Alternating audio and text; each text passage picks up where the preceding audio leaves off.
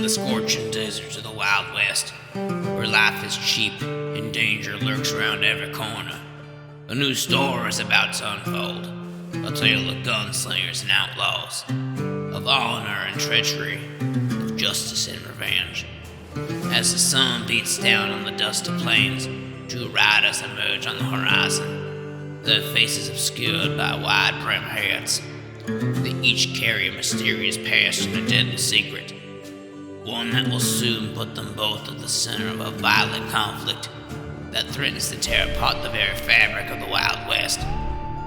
Get ready for a journey into the heart of the untamed frontier, where the law is just a suggestion and survival is a daily struggle. This is the story of the Wild West, and it's about to get wilder.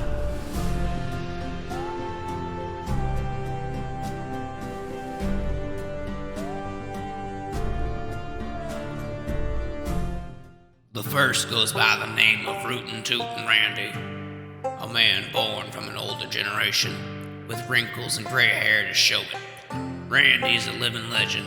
The mere mention of his name thrusts fear into the hearts of those who dare stand against him. In fact, every known duel that Randy has been in ended inconclusively due to his opponent removing himself from the competition. However, the legend of Rootin' Tootin' Randy is paper thin. Randy is a fraud, but a master of bluff and intimidation. The truth is, Randy doesn't properly know how to use his gun. Through smooth words, the old gunslinger convinces each of his opponents to concede, building up an aura of fear and respect for the old man.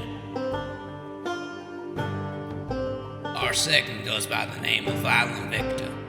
He is the son of an infamous sharpshooter. It is believed that Victor's father trained him and left him with a vast knowledge of gunslinging. Everyone in the valley had great respect for his father, which in turn led people to fear Victor. However, the legend of Violent Victor is paper thin. Victor's father never taught him his ways. Wanting to protect his son from his lifestyle, he forbid his son from laying a hand on a firearm. Despite his father's warnings, he would use his family name to intimidate those into handing over their valuables. The two cardboard cowboys existed simultaneously, but never crossing paths. They made an effort to avoid each other due to the simple fact that Randy and Victor were terrified of their counterpart. It was also a matter of pride. The only reason their lifestyle can exist is due to their careful planning of their victims. Punching above their weight class or encountering a brave opponent would crumble their house of cards. Randy is an older man who never had time for a wife and didn't have much outside of his reputation. His time will come to an end sooner than he'd like to admit, but Randy would like to go down in history as a great and formidable gunslinger. He's undefeated, and he would like to keep it that way until the day he leaves Earth. Victor finds himself burdened by his family name. His father was a legend, and the young man took it upon himself to continue the legacy. The discovery of Victor's incompetence would forever taint his father's name. One particular day, Victor was tipped off about a potential easy victim, something quick and simple to steal, so he could make a quick dollar. After Victor deemed this job to be worth his time, he made his way into town. It was some old house on the outskirts of town that belonged to an older man. The villain crept into the home and had begun to stuff his sack with anything of value he could find. During his hunt, he made the mistake of dropping an object and waking up the homeowner. This wasn't an issue for Victor, as intimidating an old man was child's play. However, when the old man revealed himself, Victor realized he had made a fatal mistake. He was robbing Rootin' Tootin' Randy. His entire soul sank. Victor messed up. He made an absurdly monumental mistake. His life was officially over, and he froze, not knowing what to do in this situation. But little did Victor know, Randy was just as terrified as the realization of who was in his house had settled him. The two of them stood silently in fear, unable to break eye contact. After a few solid seconds, Victor took hold of the stolen valuables and dove out the window, fleeing from the scene of the crime as fast as he could. Word got out of what happened. This left Randy stuck between a rock and a hard place.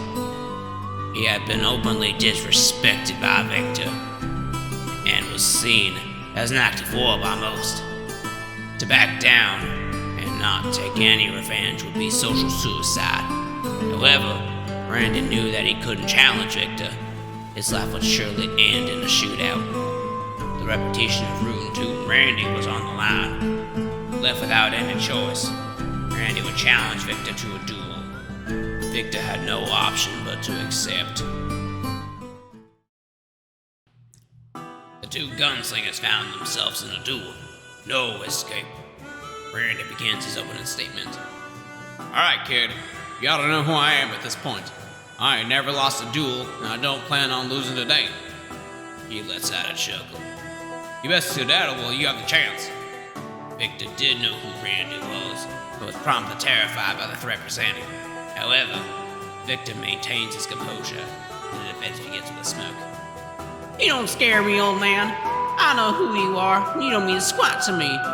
Let me introduce myself. I'm Viola Victor. He lets out a bellowing laugh. Violence is in my name. It's time to crawl back into your hole, geezer. The crowd erupts with cheers and applause. This is one of the most popular duels this year.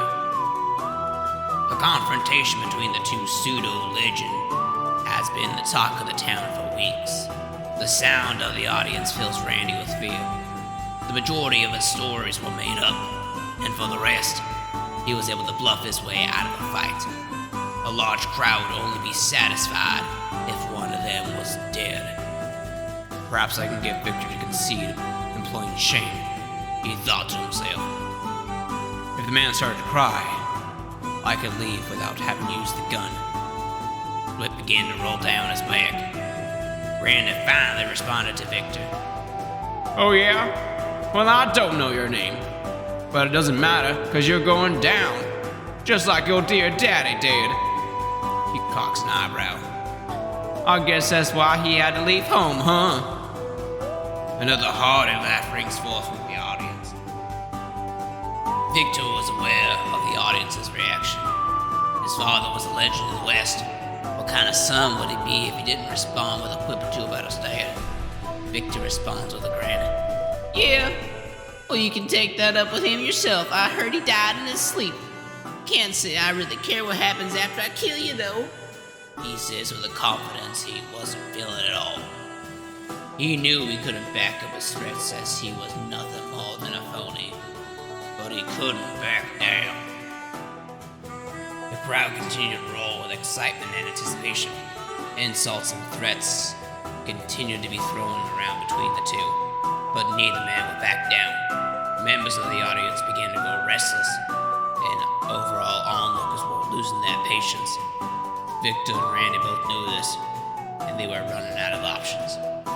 Dread and a wretched gut feeling arrived, as they believed that they were at the end of their lives.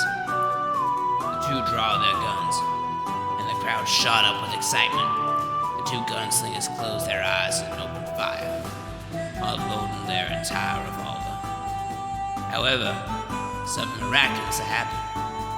When the two of them opened their eyes, they realized that they were not dead, but their opponents were still alive. None of this made any sense at all until they looked at the ground in front of them. By some sort of divine intervention, all the bullets had collided with each other in midair and fell to the ground. Silence bellowed through the street, as no one had ever seen an event quite like this. Murmurs grew throughout the audience.